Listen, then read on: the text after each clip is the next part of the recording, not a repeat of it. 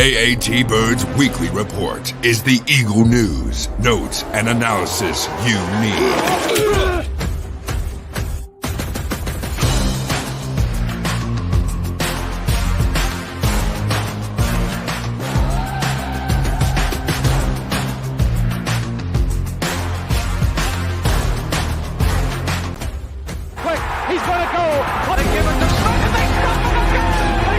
Go back. He looks, fires for the end zone. Intercepted. The 20, the 10, the 5. Touchdown. Matt Ware. Midfield. He's at the 40. He's going to go. Deshaun Jackson. He steps up. He's hit and falls forward. He fumbles the football, and the Eagles have it. It's gone. And the Eagles win. It's all birds. All the time. And welcome to another edition of AATBirds Weekly Report, Opposition Outlook. I myself, Johnny Ulecka, am joined by Kendall. We're going to talk about, of course, we're going to break down a little bit of the Eagles, losing to the Saints, still not wrapping up that one seed. And then we're going to break down a little bit of this game and, what we think. Hopefully Jalen Hurts plays, but how's it going, Kendall? Not too bad. Ready for the playoffs. Yeah, that is. I agree with you there. But to kind of dive into this game, talk a little bit about the Saints game on Sunday. We didn't have a post-game show, so kind of recap a little bit of what happened. My biggest concern was the offense's inability to kind of really do anything. They had that deep throw to A.J. Brown. But the defense, I thought, adjusted really well. And a lot of people are giving Jonathan Gannon heat for the defense, everything, for the 9-minute drive to start the game. And I get that, but you have to look. His defense gave up 13 points. The pick six doesn't count towards his defense. Also had 7 sacks. It is the 5th straight game with 6+ sacks, which is a franchise record. Eagles haven't done that. They have 68 total sacks. So they broke the franchise record set in 1989. They're 4 sacks away from the NFL record. So I think there has to be some positivity in terms of that, but it just feels that Jonathan Gannon's kind of the scapegoat, when certain things, Christmas Eve, you saw the defense struggle in the zone coverage and all that stuff. But when they have some good stuff happen, he seems to not get any credit. It's funny you say that because my pregame notes, because I didn't have much to take away because it's tough because you're missing the lane and you're missing Hurts. So it's like, obviously you have takeaways, but it's like you're not at your best. And so my biggest takeaways were the offensive line struggling without Lane, and then sort of what you're just talking about was Gannon. And my concern with Gannon is this. As good as the pass rush has been, it's on a historic run. And for as great as it's been, the back end of the defense just gets completely dissected. And we saw it last year, and we've been seeing the past couple of weeks. Dak went 24 for 24 in zone coverage, and he started out 15 for 15 this past weekend. And again, I don't want to give Gannon too much crap because he has this as a easily top 3 defense this year, and maybe one of the best defenses we've had ever. But the reason why I say it's a concern, because if Andy Dalton is starting out 15 for 15, what's Mahomes, Burrow, Allen, or maybe someone like Brady going to do? And, fortunately for the Eagles, they don't have too tough of a, quarterback matchups in the NFC. But I really am concerned when it comes to the Super Bowl if they get there. And Gannon's defense just seems so complex, even though the defense of Rush is getting there. So I wish Gannon would have more answers when it comes to, and I understand he wants to keep everything in front of him and he doesn't want to get beat deep. I totally get that because you gotta get, small stuff there rather than giving you the big player over the top. But I just want to see some adjustments or maybe some aggressiveness where you bring out Epps or, hopefully Chauncey comes back soon. But I just need to stop seeing this simplicity and start seeing maybe some more aggression, if you know what I'm saying. Yeah, and I saw some. I think Trey Thomas talked about it, talking about the defense itself playing a little bit more press, because if you have a defensive line and you look at the pass rush that the Eagles have, why not play a little bit more press? Because they're able to get off of the snap, they're able to get with their quickness, interior or outside, and be able to get home and disrupt the quarterback's rhythm. Why not do that? And it's cause for concern a little bit. But I feel that with the way your pass rush is, especially come the postseason, play a little bit more press. It's not like you're playing with backup or rookie cornerbacks.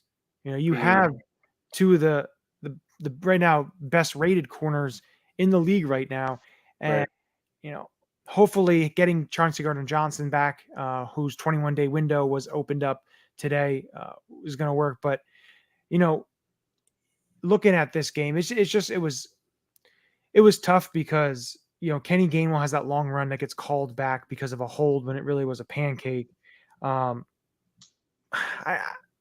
It's tough because it's a game that they should have had, that this week should be just them sitting the starters, letting the backups just play, letting the backups get some reps, and not really having to worry about anything because everything was locked up. Unfortunately, that is not the case, and now you have to. Hopefully Jalen Hurts is healthy to be able to play and to be able to get you a win, because you don't want to lose to then drop down to the 5th seed and have to travel to Tampa Bay. Mm-hmm. Yeah, they need to get this win Sunday. And, luckily Giants can't move in the seeding, so they're definitely more than likely going to be resting the starters. They might get a drive or two, but, even if Hurts can't play, I would be hopeful that Gardner can come in and beat up this Giants secondary. You know what I mean? Yeah. And that's kind of kudos to the Saints. They have a rather slept on defense, and obviously their offense isn't as strong, and that showed with their 13-point outing. Actually, what defense only gave up? No, we had done 13 points, right? Because defense gave up 13. Yes. Yeah. But I don't know what the deal is with Maddox. Nick said today that he has a chance to come back, right? Or he says day to day. Day to day. Really, I don't know what that means, because during the press conferences, everything about we'll see his body heals a certain way. It's just all this malarkey. Just say he has a chance to play and end it there. To just rambling on just really about nothing. They get way too frightened. They fear as if the other teams listening to them, or as if dude, we don't need this whole spiel. Just get to the point. You know what I mean? Tell me if he's gonna play or not. And yeah, honestly, I really don't think that he can't. I don't know. I think he has to play, even if he plays a half. They get up a couple scores, and then Gardner goes in there or whatever it may be. But looking at some of the news that was dropped today during Nick's press conference, Josh Sweat was in the building. Apparently he wants to play, which I don't see I don't see him playing until the playoffs, which is fine. They opened a 21-day practice windows for 3 players, for Robert Quinn, for Chauncey Gardner-Johnson. Not sure if any of those are going to play this week. And then an interesting one was for Brett Toth, the offensive tackle that's been here for a couple of seasons from Army. He got hurt last year in the Dallas game, if I'm not mistaken. I think he tore his ACL or had an ACL injury and was out all season.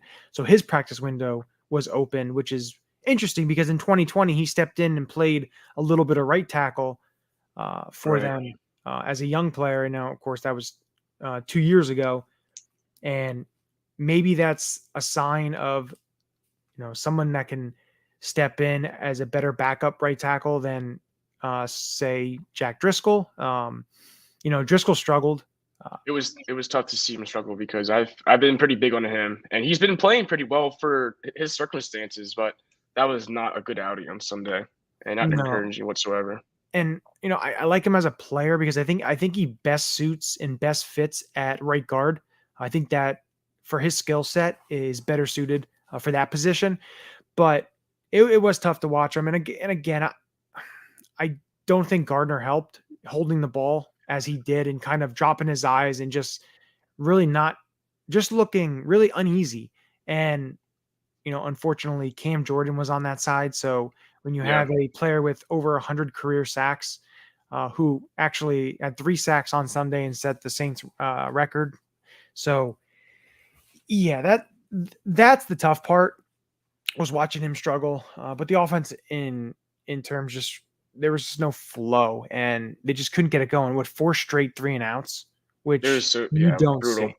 Yeah, Yeah. And it wasn't like a lot of those 3 and outs, a lot of those third downs were third and longs. They had a couple third and shorts and they just couldn't convert on them. And it was just tough to see because the defense was doing their part, even though the defense, watching the game, one thing I noticed was it always seemed like the New Orleans Saints started from the Eagles' 40-yard line and got up towards the 50, almost their 45, and then punted it Eagles deep down into, deep into their territory. Right. And Eagles just couldn't do anything because one, Brett Kern did not look very good at all. We might need Sipos back before we even thought. There was, I don't know if it was Jake Elliott or somebody said that Sipos had just a boot on his leg. I said, I don't know what they do because Brett Kern, there's a lot of roster decisions that need to happen. One, you need to create space if Brett Toth is coming back on the roster, if Robert Quinn and Chauncey Gardner-Johnson, all 3 of those guys. Now, you don't have to activate them now. You can activate them, after this game into next week. If you happen to win and everything there, you could see possibly some players getting cut or some players getting put on IR when they get hurt in practice or whatever that may be, to clear some space because Brett Kern is on the practice squad. There's no more elevations left. He did his 3 elevations. There's nothing for him left. He's going to be activated to the 53, or are they going to release him and then sign someone else? Because also he doubles as the holder. So there's a lot of moving parts there. So that's another interesting scenario to watch for this team. But looking at this game, Jalen Hurts needs to play. He needs to be in the game. Like I said, whether it's for a half or not, he needs to be in the game.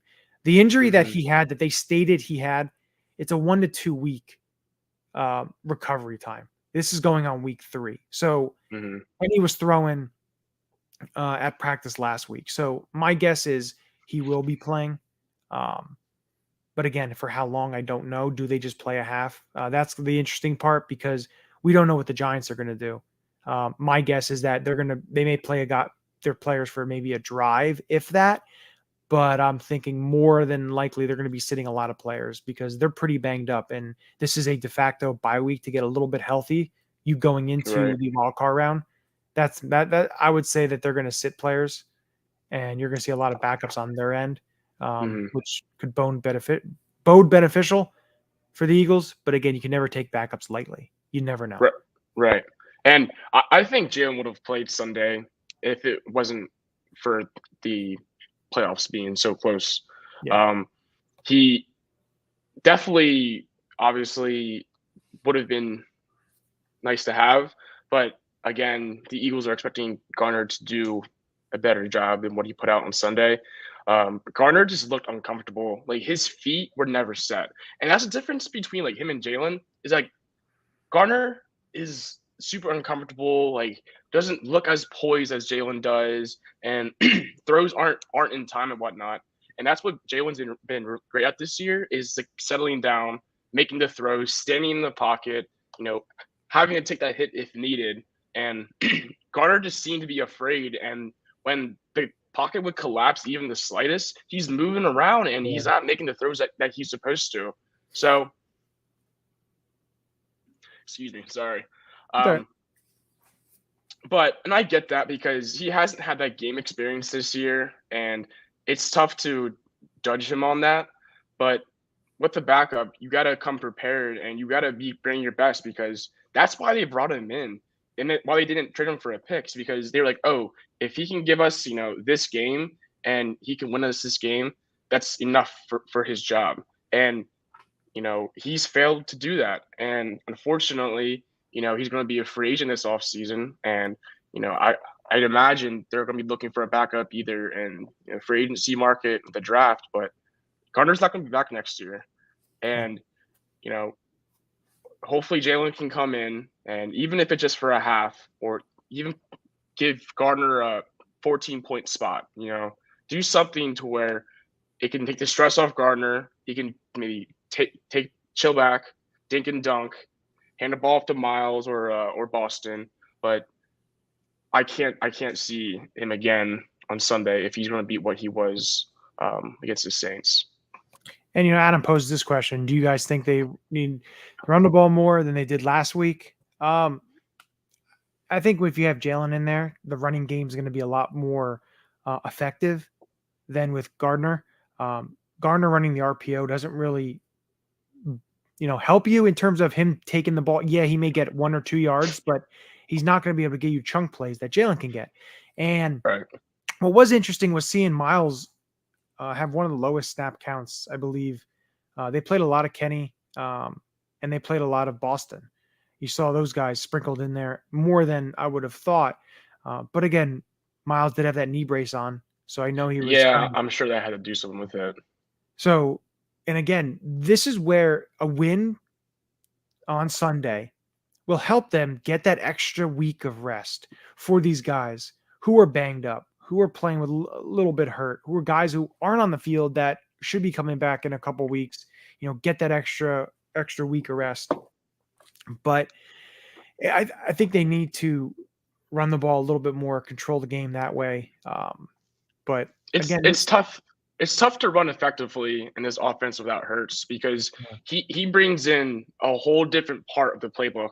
Like today, my one tweet I put out, I said that is about Jalen Hurts' MVP case, but I said without his arms or legs, his offense is forced to be cut in half and simplified because, that other half of the defense has to hold account for Jalen running on the other side. So, as good as Miles has been this year, he has benefited greatly from Hurts' legs. And obviously we haven't seen Miles be the same rusher as he is, but hopefully when Hurts can come back, that game can get back to normal. So I know when Mike was on the show last week, he didn't get to ask you a question. And I know he wanted to pose this question, which do you think Jalen Hurts is a baller? Dude, straight baller. So Mike got his answer there. And, I just looking at this game, what worries me is the effect of, if Hurts isn't playing, you have Minshew again. And it's like really worrisome because of it. I think what worries me or what concerns me when you look at Gardner Minshew, the game he had against the Cowboys to the game he had against New Orleans, night and day. Like what happened? And I don't know. He didn't look like the same player. And going into that game, Lane Johnson's not there. That you have a right tackle that is, going up against a possibly future Hall of Fame defensive lineman in Cam Jordan. You have to know as the quarterback that you have to be quick with reads. You have to be quick. You have to know that. And, the game plan itself was not very good, not very well thought out, in my opinion. It just, from the start, it just nothing flowed. And, I thought when they got the long touchdown to AJ Brown, I thought, okay, now it's 13-10. You have the opportunity here to be able to, get control of this game, get this game. And it's just, they go down and he throws a pick six. And I don't know. It always felt like they were, and like I said earlier, it always felt that they were starting deep in their own territory, whether it was because of, New Orleans punter, Blake Gillikins did one heck of a job pinning them deep. Right. every single punt it seemed for New Orleans. But again, that's where the field position game and special team game is huge, because if you're able to pin, a team who's struggling on offense with a backup quarterback and a backup right tackle, and you have a decent pass rush, it's gonna cause for some concern. And unfortunately, there was some concern, but that's another difference between like Hurts and Minshew, especially early on this season. The offense was set up with poor field position every single game. Like special teams would give them no help in the return game, and you would still feel confident the offense is going to march down 85 80 yards, go down and score, and they would with ease. And that's the difference between Gardner and Hurts, is like you have no faith that Hurts is going to drive down 80 yards 85 yards and score a touchdown. And last week the against Dallas, the offense was set up nicely with some field position, but Gardner has no capabilities of going down driving 80 85 yards, and clearly saw it yet last week when he threw a pick six when you need to go 95. Yeah, and the Eagles defensively, they got an interception with Josiah Scott, but unfortunately it was towards the end of the half. And yes, he was pretty good on Sunday, I'll tell you what. Yeah, he played pretty well. I will give him that. But it did stop them from the Saints potentially getting a field goal to the end of the half. But I'm just hoping Gardner Johnson comes back, and I want Maddox to come back. I want them to get healthy. And again, I mentioned it. It's now you have to throw your starters out again. There's potential there that you can get some more injuries here. Josh Sweat goes down with a neck injury, has to be carted off. Fortunately, the good news is he was back in the building, and everything's pointing in the positive direction with him getting back on the field this season. Most likely not this week, but it'll be next week. But that's a good thing that he was not seriously injured there, and you just can't afford any more big time injuries. The injuries are happening at the worst time, the last 3 weeks of the season here. It was going to happen though. It was due. Yeah, unfortunately, but you have to try to make what you can of it, and you need to get to a position where you can get, like I said, get that 1 seed, beat the Giants, whether it's their starters or their backups. Again, you did beat them 48-22 the first time around, and now you're at home, and I'm sure the link will be rocking, especially if they're, if Jalen's playing, it's going to be crazy there. So, use that to your advantage there. It's a 4:25 start. So it'll be under the lights. It'll be prime time. They're wearing the all black. So, try to get some type of momentum in terms of, getting this victory, because this is huge in terms of getting that home field advantage come January in the playoff. And the Eagles have been very fortunate with injuries this year. Every single team is going to get hurt, and the Eagles went maybe 12, 13 weeks without a significant injury, and you have to overcome that. And maybe that's the adversity people were trying to talk about as what are you going to do when this player gets hurt, or when Lane goes down, or Hurts gets hurt. And so we're starting to see that unravel. And obviously back-to-back weeks with a loss isn't too encouraging, but at least they're experiencing it. And that was a big thing with the 2017 team, was that they had injuries all throughout the year, and they addressed them all perfectly. And you know what? Ended up winning it all. So, obviously the adversity is a little later than preferred, but a lot of these guys are also able to come back. Lane's delaying surgery. Avante might actually have a chance to play and come back. CJ should be back within, hopefully, this week. Robert Quinn, who was completely irrelevant for a while, he might be able to come back and make an impact. And not only that, since Sweat got hurt, but we still have depth though. I mean, Brandon Graham turned back the clock and played phenomenal for what his age is, at least. So, I mean, the Eagles obviously have faced a lot of injuries, but things could be a lot worse. And I would say Sirianni and company should be very grateful for the way Howie constructed this depth chart this offseason, because there is talent from first team to second team and even the third team. So, I mean, things could be a lot worse, but we're fortunately shooting into the right direction. Yeah, and I want to bring up what you just said a little bit ago there, talking about Brandon Graham. Brandon Graham coming off Achilles injury that he had early last year in the season. 11 sacks, a career high. The Eagles now the only team in NFL history with 4 players with 10 plus sacks. And I want to talk about Brandon Graham a little bit. This guy was so determined after getting hurt. And you saw last year when he got hurt, how big of a loss it was on that defensive line, whether it was the run game, the pass rush, his leadership, even the locker room. Yeah. The locker room, his leadership and everything that he does. And you see all the interviews, you see everything that he does, whether it's on the radio, all the Brandon Graham show, all that stuff. The guy's just such a joyous personality, and this couldn't be. And he's up for Walter Payton Man of the Year. So, the other thing with that is go retweet, do what you got to do, get the votes in for him, because the story that the Eagles brought out on I think it was on their YouTube channel had him go, and Derek Gunn was talking about it, and they brought all these different people that he's personally had contact affected in their lives, and what he's done to make it's unbelievable the type of person that he is.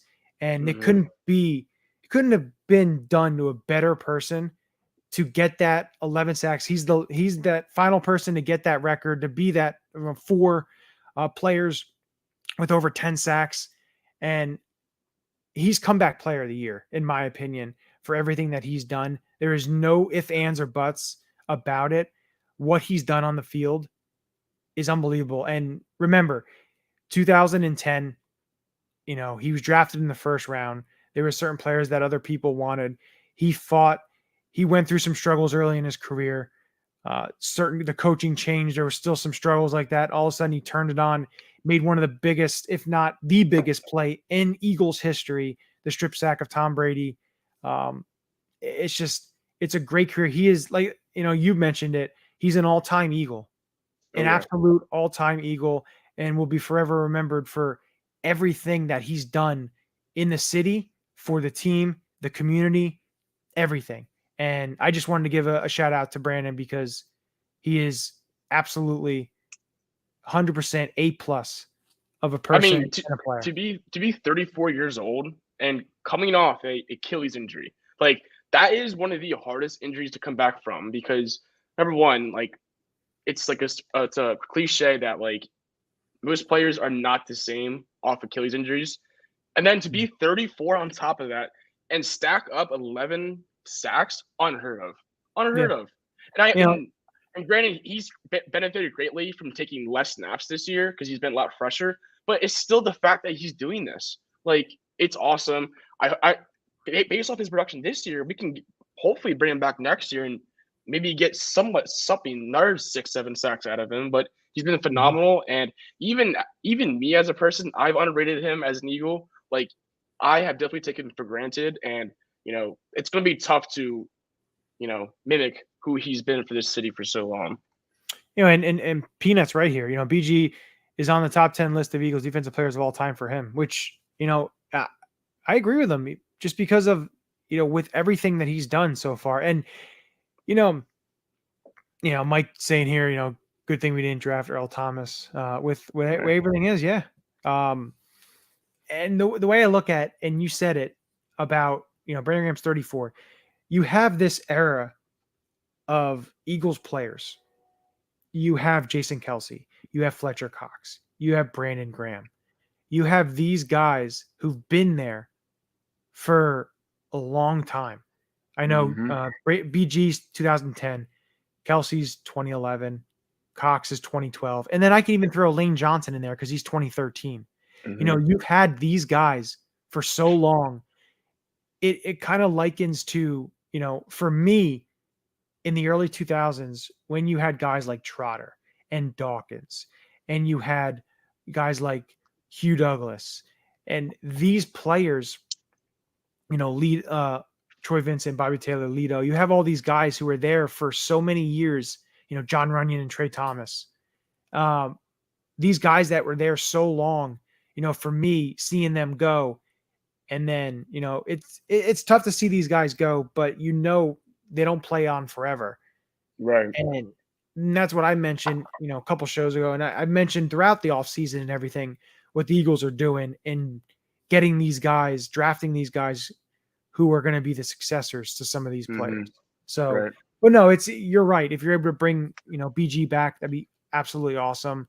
But as time goes on, the years go on here, these players, they're not getting younger, and hopefully the next generation of players here will take those next steps. But no, that's another big thing. Like Blaine's been there, done that. Kelsey, Cox, like some of these guys have some real experience, including the Super Bowl, and that's going to pay greatly to these younger guys come this run. Like they're going to be very poised, and they're going to, get this. What do you want to say? Which is, I don't know what we want to say exactly, but get this ship in the right direction. And like they've been there and have done that, and that's going to help this team so much in the playoffs. Because I know Brown is super emotional, and you saw his tweet yesterday of the meme of him getting locked in, and we need players like Quez and Smitty. These young guys, they need to get locked in because this is a huge run, and that's also another thing this team has missed. And you can kind of tell based off the vibes that the teams miss Jalen's presence and his leadership. Yeah. I feel like the past couple of weeks we've seen some sketchy things that like Slay calling out Josiah Scott for that blown 3rd and 30, or not taking credit for it, or on Sunday AJ calling out or throwing Minshew under the bus. Like that wasn't happening when Hurts was under center. Granted, they were winning, but it's like those vibes were not around at all this year. And I think Hurts' presence and his leadership has definitely been missed. And when he's back under center, everyone's going to be right back dialed in, and that's what this team needs. Get on track this week against, a backup New York team. Starters are going to play. You want to get back in rhythm, get a week off, go back to where you were, and then take on divisional round. Listen, they're 3 games away from a Super Bowl. Mm-hmm. Yeah. Like I said, my thing on it, no bullshit this week. Finish the job. Basically what it comes down to. You have Finish to do the it. job, get the 1 seed, and then the brand new season starts. That's what it comes down to. I want to bring up the locks of the week from last week. Then we can kind of get the locks for this week. I do have Chip's locks, who is not with us tonight with the show, so I have his stuff already in there. So, locks from last week. We had Mike Bauer. I'll bring him up. Of course, he kind of piggybacked and did 2, which one was right and one was wrong. Penn State beating Utah by 10. That was a pretty good pick because they did beat them by double digits. Impressive. And he had Vegas will regret starting Stidham. I really don't think they regretted him because they put 30. He played very, very well, which is very, very interesting because that defense has been stout all year. And to let Jared Stidham do that to your defense, hey, listen, I know there's not much tape on him, and it's also Devontae Adams, but that's very interesting to me because I feel like those are the quarterbacks getting beats up. You know what I mean? Mm-hmm. It's interesting. It's an interesting thing. Is there some tape out there they put on the 49ers to kind of be able to figure them out a little bit and to put some points on them? Unfortunately, the Vegas defense was not very helpful in terms of that. But again, it's interesting. You had BG sack and win. So you had only one of them, right? BG get the sack. They did not get the win. I mean, a win felt like a lock. How do we not beat the Saints? Tell me about it. I had Quez will catch a touchdown. Yeah, I don't think Quez caught the ball at all. So that was a big 0 in terms of a goose egg with that. But the only guy to get the lock correct, he's not on the show tonight. It is Chip. He had Carson will throw 2 interceptions. Carson threw 3 interceptions. He's not good. It's crazy to think about. Like it makes me really embarrassed to think about like how sold I was on Carson and how much I was committed to him. I mean, granted, like he was a somewhat like not special player, but like he was great his 2017 year. Like he showed elite flashes. And then as soon as 2020 hit and that game in Washington, like he has just simply not been the same player at all. And I don't know if it's a mental challenge, if he's in his own head of, forced to make plays or forced to make throws. But I mean, the guy has like athletic skills and he has a huge arm, but he can't put it together. And I don't know if he's going to play next year.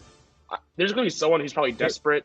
I don't know, or someone's going to fall for that trap again. But I cannot imagine having that guy as like quarterback right now. It's interesting, and when we started this podcast back in April of 2020. We defended Carson so much. There was, you went through all the stats to defend him every single step of the way. But then as that season progressed and as it went on, there was really no more being able to do that because you were starting to become delusional if you kept thinking there was, kept making the excuses. And unfortunately, they went and they drafted Hurts that, off season. Basically, they drafted Hurts when we started, the podcast, everything like that. So it was a lot of craziness and stuff. But I had mentioned in certain texts, buddies and stuff like that, how crazy you go from 2020. You look at 2020 to where they were and look at where they are now. So you have no thought of us even being in this position at all. Like, no. Not even the slightest like glimmer of hope.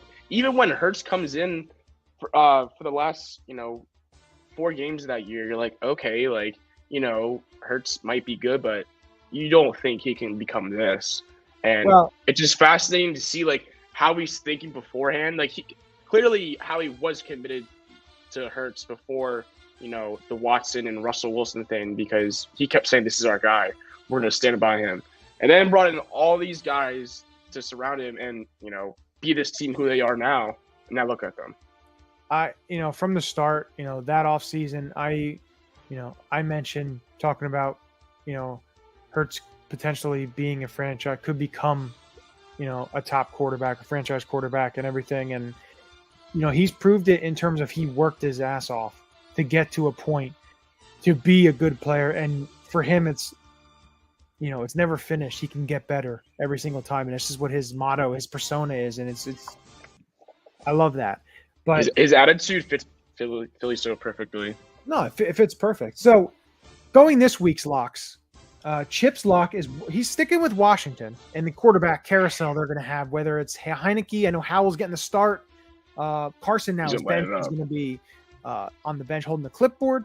He probably won't be active. No. Washington, he's going to have a total of 3 interceptions. Washington quarterbacks with 3 interceptions. I might just go the opposite of him. So now that brings it to you. What is your lock of the week? Just out of spite, I'm going to go with Sam Howell to have 3 touchdown passes. Because how interesting would it be for Washington to get that little scene and then for them to be like, oh, can this guy be our starter next year? And then they have to, delay bringing somebody in, ride with Sam Howell all of next year, and then have him just to be another Taylor Heineke. That would be great. I'll give Heineke this. He brought some spark to that team. He is a backup. It's what he is. He could step in and give you a couple games, but for them to go away, I think if Heineke plays that one, the game's a lot closer, and 2, I think there's a chance that Washington pulls that off. But that's what they're going to do. They're going to do what they're going to do. That's why they're a garbage franchise. But my lock of the week is I'm going to go. I thought about this in terms of going to the Giants route, Eagles, Giants, but I don't want to do that. I'm going to go with the Pittsburgh Steelers. Ooh. I'm going to say the Pittsburgh Steelers will get that 7th seed and make the playoffs. Wow. They will win, and New England will lose, and the Miami Dolphins will lose. Wow. So Steelers will be in the playoffs. Wow. Because that's crazy because they had like less than like a 3% or something like that, like 3 weeks ago. But now they have a real chance. There's a lot to go, lot going on with Miami. Potentially, Bridgewater will not play. It'll be the backup, the third stringer, Thompson. And It's not too bad though. We signed Mike Glennon to the practice squad. Surprised he's even has. I'm not even going to get into that. He's awful. For that. And then of course you have New England going to play the Bills. I think they're playing in Buffalo, so that's with everything with Damar Hamlin. Hope everything keeps progressing. Hopefully, keep getting good news on him. It was a scary sight Monday night. There's going to be a lot of emotion with that game being played. Of course, hopefully there's more positive news in the coming days for him. Thoughts and prayers with him, with his family, with everybody involved. It's great to see the Toy Drive's GoFundMe. He's up to, I think, over $6 million. I think one thing that this really shows and really, proves to, whether it's the NFL, whether it's sports in general, of all, college, amateur, little leagues, all that. I think that AEDs need to be on the sidelines. There need to be devices on there in case anything happens. You want to make sure that you're prepared. And credit to the medical staffs and all the personnel, the emergency personnel, everybody involved on Monday night. You got to give it to them for them to the swift action and everything that they did for him and everything. And it even goes to the people, like Booger McFarland and, Ryan Clark, Scott Van Pelt, Joe Buck, Troy Aikman, having to, basically an hour of try to, talk about something that you really had no idea what's going on, what you just saw and everything. So, credit to all them and everything. It was just a tough situation. And we just hope that in the coming days that there is more positive news for Damar and for his family and everything. And just so that he can, wake up and see all the love and support and everything that he's got and everything that's he's going right now for him and his family and the foundation and everything. Said it all best. But with that, I do want to bring up the predictions. So we're going to get into the predictions of this game. Chip's prediction. He has the Eagles winning 24-14. What do you say, Kendall, with this game? If the Eagles are playing their starters and the Giants are not, I think Vegas is on to something with the spread. What's at 14, right? Or 13.5? I think it was at 14, but it may have moved to 13.5. I think it started at 13.5. I think it's at 14 now. Yeah, it's not going to be close, especially if that offense, that Giants offense is playing their backups. Gannon's just going to pounce and pressure the living hell out of whoever's playing quarterback. Tyrod, he's a solid backup, but he's not going to be throwing for 200 yards against this defense. So I also think the offense is just going to do what they did back in 5 weeks ago. I think the Eagles are going to handle business, and I don't think it should be even close. I would be surprised if the Giants even scored 10 points because, unless the game just gets so out of hand that, both teams pull starters, which we should mention that with the Eagles losing Sunday, it kind of did the Cowboys, what you want to say? I don't know. It kind of screwed the Cowboys over because now they're forced to play their starters at the same time as the Eagles play because they're both playing at 4:25. So now Dallas is forced to play their starters when in reality, the Eagles are probably just going to dog walk the Giants. So Dallas might be score watching as the Eagles are playing, but hopefully Dallas doesn't get any injuries at all. But that's always the potential of happening. But anyways, I'm going to say Eagles win easily, 35-9.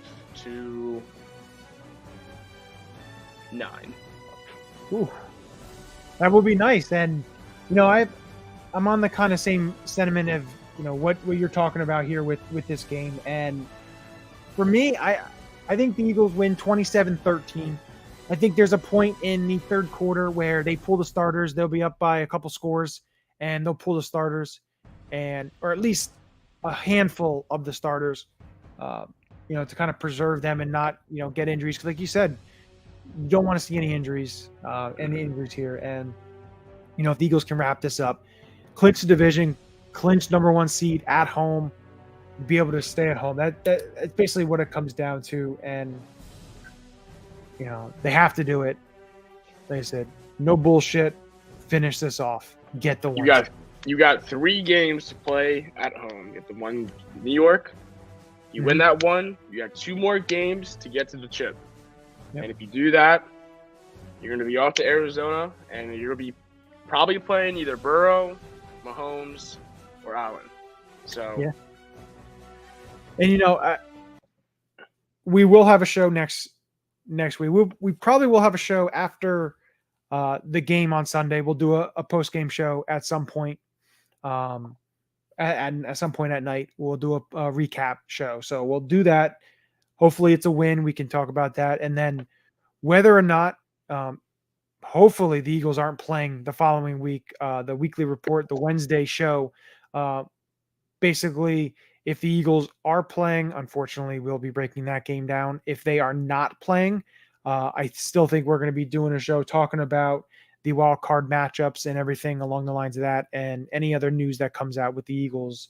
But with that, we always like to end it with a very happy and a very joyful Go Birds. AAT Sports Network is brought to you by Vinny's Pizza and Restaurant, located in Allentown off the Iroquois Trail. Visit them at vinnyspizzapa.com today. Stuffed to the Grills, also located in Allentown off the Iroquois Trail, offers a unique twist on the traditional sandwich shop. They will cater to your every need. www.stufftothegrills.com and get your grub on. Doan Distillery, crafted cocktails assembled the way you want, located in the Trolley Barn at 116 East Broad Street in Quakertown. They relax and have a cocktail, and you should too.